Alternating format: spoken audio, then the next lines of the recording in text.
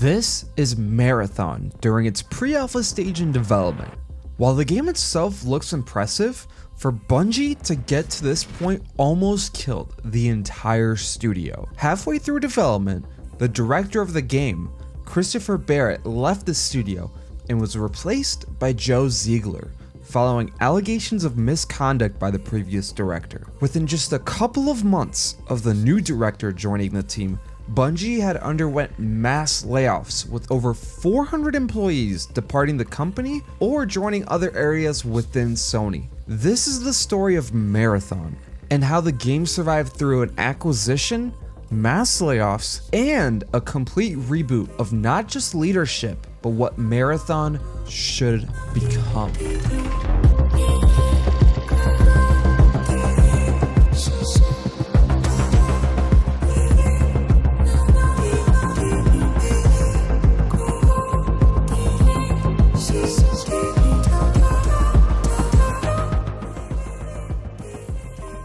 Marathon began its development sometime in 2019 to 2020. The development would be led by Christopher Barrett, a longtime Bungie veteran who was the art director on projects like Halo 3 and both Destiny games. He's the person who led these games to look how they did. Originally, his vision for Marathon wasn't based on an extraction shooter formula, but was based on the work he had done for Destiny. Barrett wanted Marathon to move away from the static match feeling of most shooters, and instead feature persistent servers. He drew inspiration from a 2001 MMO called Dark Age of Camelot. In Dark Age of Camelot, players ventured into massive realm v realm zones. And in these zones, they could encounter players from rival factions at any time while fighting monsters.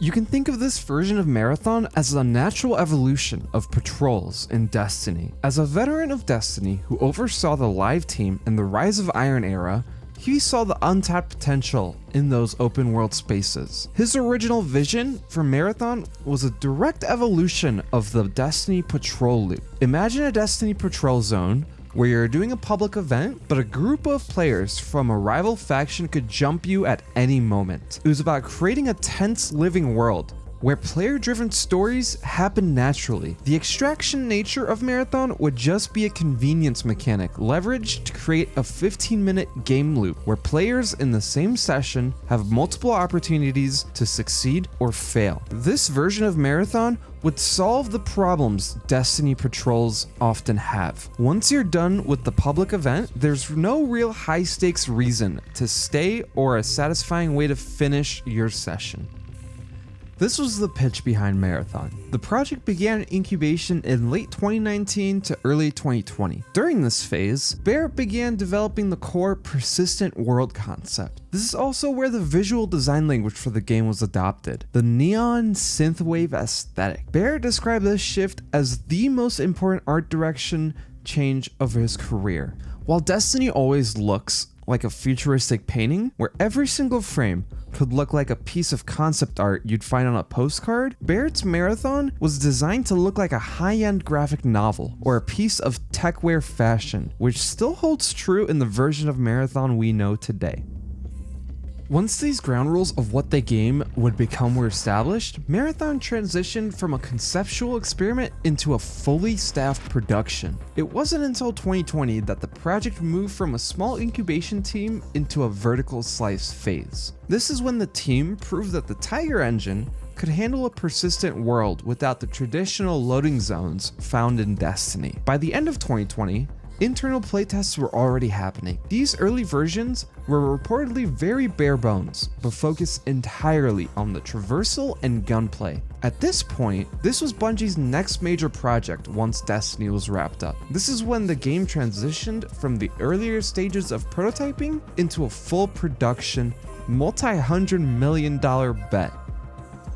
Once the big money began getting tied into Marathon was the point in which the team would reach the point of no return, as it became the centerpiece of a high-stakes corporate tug-of-war. Both Microsoft and Sony were shown the project as part of Bungie's search for a massive injection of capital to fund their 2025 vision of Marathon. And as we now know, Sony would end up acquiring Bungie in the middle of Marathon's development. But before the Sony deal was even on the table, Bungie reportedly approached their former parent company, Microsoft. Bungie presented their internal roadmap, which included the persistent world version of Marathon and their plans to expand Destiny. Microsoft's internal review documents from 2021 identified Bungie as a high-risk target because of their high burn rate, meaning that Microsoft felt that Bungie was burning through way too much cash without much money coming in, which of course would turn out to be true in the worst way possible. But more on that in a moment. For now,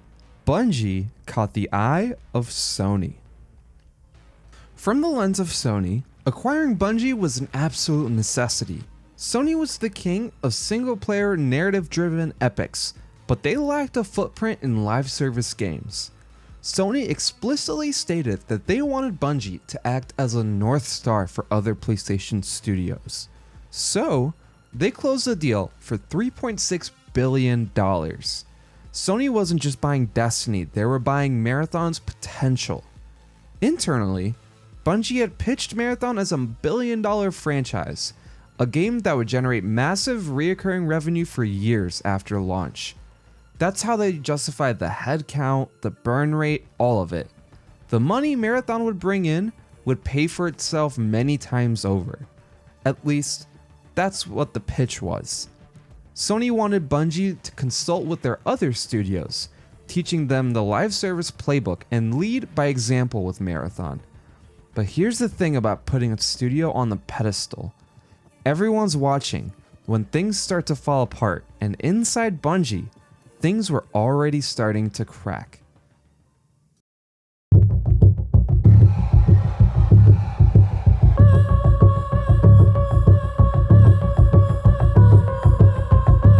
With a new home, Bungie and the Marathon team continued to inch forward on development of Marathon. Internally, they were targeting a 2024 release. By mid-2022, the project was transitioning from an experimental incubation phase into a high-stakes, must-win product for Bungie's survival. The most significant internal shift during this window was a fundamental change in the game's core loop. The game was initially built around customizable player characters, your own runner, adhering more closely to traditional extraction shooters like Escape from Tarkov. The focus was on deep visuals and mechanical customization. Players would scavenge for implants and synths to build their own unique playstyle. The goal was for players to feel like a personal connection to their gear and their specific build rather than playing a class or hero. By late 2022 to early 2023, Marathon had reached pre-alpha. On the flip side, in early 2023, Bungie had released Lightfall for Destiny. Lightfall was supposed to be a slam dunk. It was the next major expansion following The Witch Queen, which had been a massive critical and commercial success. Bungie needed Lightfall to maintain that momentum, not just for Destiny players, but for Sony. Remember, Sony had just spent $3.6 billion on this studio. They were watching the numbers, and the numbers needed to be good. However, they were absolutely nowhere close to being good. Lightfall landed with a thud. Fans calling the story confusing, the new characters underdeveloped, and the destination absolutely forgettable. After playing Lightfall, perhaps too fittingly given its name, that future doesn't look quite as bright. Player retention fell off a cliff, and within months, Bungie CEO Pete Parsons told employees that the studio had missed its 2023 revenue target by 45%. Nearly half the money they told Sony they'd be making simply wasn't there. This was really bad news for Marathon. Destiny 2's revenue was the financial foundation holding up everything else at Bungie, including Marathon's massive development budget. When Lightfall tanked, It ripped a hole in the budget that was funding Marathon's existence. Suddenly, a game that was already expensive and behind schedule had just lost its safety net. And Sony noticed. This was the studio they had just told every other PlayStation developer to look up to. And now, that North Star had just missed revenue projections by almost 50%. Whatever trust and independence Sony had given Bungie started to erode right here, because buried in that $3.6 billion acquisition was a clause. If Bungie failed to hit revenue targets, Sony had the right to completely dissolve Bungie's board of directors and take full control of the studio. After Lightfall, that clause stopped being a hypothetical and it became a ticking clock. When was Sony gonna take over Bungie? In the midst of all this turmoil happening, Bungie needed to rebuild consumer confidence in the studio, so they officially revealed Marathon to the world in mid-2023. The entire reveal was a cinematic trailer and didn't include any gameplay.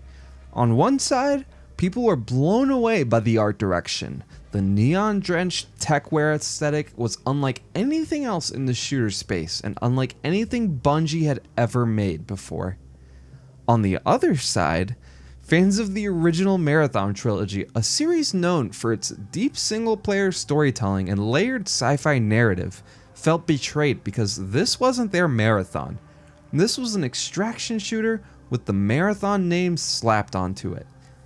The conversation wasn't what is Marathon, it was, is this the right direction for Marathon? And Bungie didn't have any gameplay to answer that question. But the disasters didn't stop there. In fact, this is where the worst part of Marathon's development began. Shortly after the reveal trailer in September of 2023, Christopher Barrett was quietly removed as game director to be replaced by Joe Ziegler, the former director for Valorant. No announcement was made, no explanation was given. Bungie simply moved Barrett to an executive creative director title. By March of 2024, the quiet director swap had leaked, and Ziegler was forced to publicly confirm that he had been running Marathon for the past 9 months. Then, just 1 month later, the reason for Barrett's removal became clear to everybody. He was fired after an internal investigation found that at least 8 female employees had filed complaints against him for inappropriate behavior, calling lower-level women attractive, asking them to play truth or dare, or making references to his wealth and power within the studio, suggesting he could help advance their careers. All of this while occupying one of the highest seats of power at the studio. And to make matters even worse, since Bungie was hemorrhaging money at this point, they had just taken drastic actions to ensure the studio could keep its head above water. In the summer of 2024, Bungie would lay off approximately 220 employees, with an additional 155 joining other teams within Sony. After these cuts and transfers, Bungie's headcount dropped from a peak of roughly 1,300 down to approximately 850 employees. So, at this point, Marathon had just lost its director, Bungie was on the risk of going completely bankrupt by missing 45% of their targeted projections, their main source of revenue was completely drying out, and they had just lost a large portion of their staff. Where do you go from here? Where are we at right now in terms of making this game? Well, with a new director at the helm, there was only one goal in the remaining 2 years of development: to ship the game. Immediately, he outlined 3 core pillars of what the game should be on release. The first pillar was that the game had to have interesting run stories. At the end of the night of playing Marathon, players should be able to think of at least one run where they had a heart-thumping moment. The second pillar, and one that extraction shooters at the time struggled with, was to be really approachable. If you bombard the players with inventory management right from the jump, they'll be hesitant to return to the game after a couple of runs.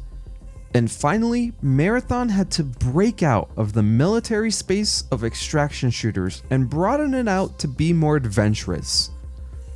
With these key pillars in mind, Bungie probably had a heart attack when Arc Raiders released in 2025, as the pillars they describe here also define what Arc Raiders has done. So, with that being said, what did Ziegler change from the original vision of Marathon? To start, his most visible change is adding in a hero roster. Keep in mind that before Marathon, Ziegler was the game director for Valorant, where hero classes are the prominent attraction. Barrett's vision for Marathon was to focus on fully customizable characters.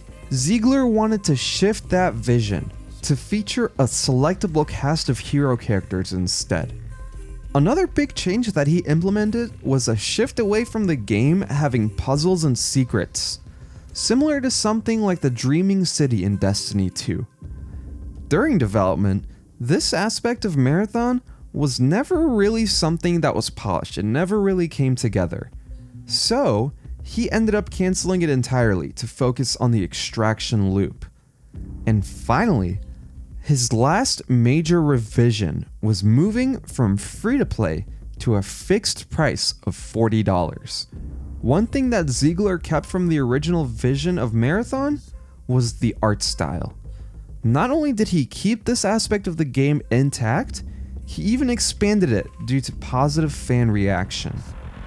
Ziegler essentially took Barrett's ambitious Destiny-flavored vision and surgically rebuilt it into something more focused and shippable, trading scope for polish and mystery for accessibility, all while the clock was counting down to launch.